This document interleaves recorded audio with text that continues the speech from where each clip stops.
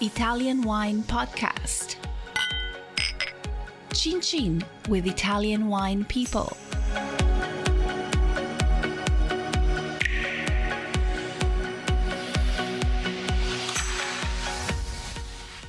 So we are here at Pio Cesare Winery with Cesare Benvenuto. Cesare, what does that mean, Benvenuto in Italian? Simply means welcome. So I ought to be welcome in this interview. That's fantastic. Thank you for having us today. This is Italian Wine Podcast, on the road edition. We're very excited to be here today. We'll be talking to Cesare as well as Federica. So Cesare, tell us, it's been a long time since I've seen you. I usually used to see you at airport lounges, right? Like most of us, flying all over the place.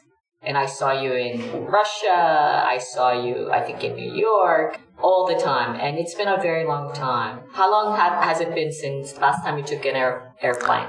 It was February 2020, just right before the pandemic started. And I was in the US and a little bit in the Caribbean, not for fun. What were you doing in the Caribbean? We were presenting with a couple of distributors for a couple of dinners our wines and the new release of our Barolo. That's funny, but very interesting, let's say. Yeah, you'll have to tell me about that another time. Yes. Listen, Cesare, so Pio Cesare, of course, there's this huge celebration going on, the 140th anniversary. Would you like to tell our audience what are kind of the most must-known facts about the winery and the history of Pio Cesare? You already anticipated what I was trying to say. So it's 140th anniversary. It's a very big target that we have been able to achieve through 5 generations. So I can say that Pio Cesare was the name of the founder, so our great-great-grandfather, who founded the winery in 1881, so exactly 140 years ago. And he was a local businessman. He was involved in different kind of business, and he started to make wines for his friends as a sort of something casual and something very easy. And then this business of wine for him started to be his main business. And from where we are recording, he started to make the first bottles of Barolo and Barbaresco back to 140 years ago. Yes, and he was a very smart man because you mentioned before that we met in the different airports all around the world.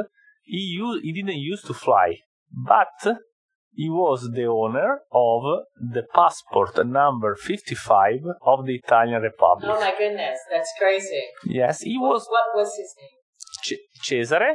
His name was Cesare. Cesare Pio. Cesare Pio. So, but a long time ago, they used to introduce themselves. First the family name, then the first name. So Pio Cesare was Cesare Pio.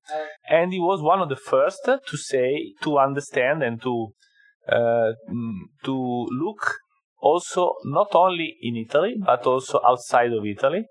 We have a few diplomas, few awards of the early 1900s or late 1800s of some tasting and some degustation that Pio Cesare attended in Brussels and all around Europe.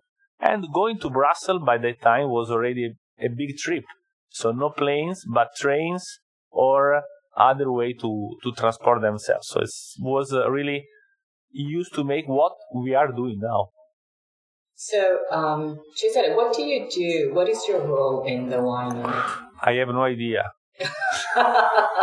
No, it's a joke, but in a family company, a family winery, everybody has to make everything. So also my business card have just my name, no title, because we have to take care of all the different aspects of our business. So starting from making the wine, selling the wine, administration, so receiving people and everything. So traveling. So it's really, we are very fortunate because we are part of a fantastic world And we have been very fortunate as well, because we received a big heritage from our ancestors, and we try to keep the philosophy and the style of Pio Cesare after 5 generations, and we hope for the next 5 generations as well. So when you say philosophy and style, what do you mean by that? Can you do a little bit of a clarification? Absolutely, because one of our most important say is that Pio Cesare is a traditional winery with a very careful eye on the innovation. So we are saving all the characteristic and the character of all our wines, because Nebbiolo and Barbera in particular needs a big respect from us, but also we are also having a very important and careful eye on the innovation. So this means that we are not making the wine with the style of long time ago, but with the same style of long time ago, but with modern technique as well. So, how many labels are there for the Pio Cesare? We make 18 labels. 18, which looks like a big number. Yes. It is a big number, by the way. I believe It's a big number for sure, but our production is intentionally limited to 400,000 bottles a year, roughly. Together, it's 18. All together, we make the most important labels for our Barolo, Barbaresco, and Barbera, which are covering the 70% of our production. And then we also make labels with a very, very tiny production. So we have been on the market since 3 years with, let's say, our new Sauvignon Blanc, and we make 3,000 bottles, 4,000 bottles. So it's a new label, but very limited. So, you can drink all of it at home, 3,000 bottles. Yes, on the first quarter. So what is, would you say, the signature wine for the family? I have only one answer, Barolo. Barolo Pio this year is called Barolo Pio because is the Barolo of the Pio family that has always had the same concept. And the concept is that our family has always had the philosophy of blending different vineyards within the most important villages of the Barolo region. Okay, so tell us a little bit more about the vineyards. Vineyards, we own 75 hectares of vineyards, which is quite an important quantity of vineyards, considering the fact that our region is very, very limited. We started to acquire vineyards in 1972 with an estate which is still one of the two most important estates of our family, called Il Bricco in the Barbaresco region. And then from 72, step by step, when we had the chance of acquiring vineyards at a very reasonable price, we have been able a couple of years ago to reach exactly 75 hectares of vineyards exclusively in the appellation of Barolo and Barbaresco. So I have a kind of a cheeky question for you. In a wine tasting, how would you recognize your Barolo when there are other Barolos? What are the signs that you know that, oh, that is my wine? That's a tricky question. Thank you. Yes. We can easily recognize our Barolo because for all the pension that we make when we make it, we clearly recognize the nose, the smell, the character of our Barolo, of our Nebbiolo in this case, because it is a very delicate kind of Nebbiolo, but very well supported by the great structure of the grapes coming from the beautiful hills of Barolo. So you think you can tell the difference? Yes. After I am working full time at Pio Cesare, you have to work full time since 22 years. So I believe after 22 years, I believe I could say that I could recognize our wines among all the others. And what is the most important market for you? United States and Italy.